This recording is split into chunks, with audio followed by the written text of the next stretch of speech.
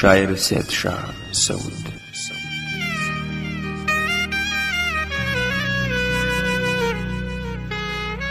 جانانه ستا تر داره څنګه درشم، د وخت زنځیر مې په لاسونو کې دی.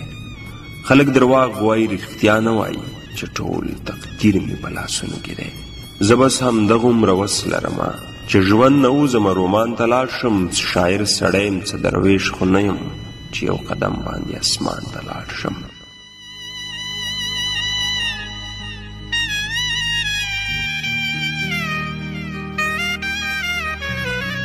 زه د حواسو په زندان کې اوسم، تش د رڼا تر حده رنګ وینمه.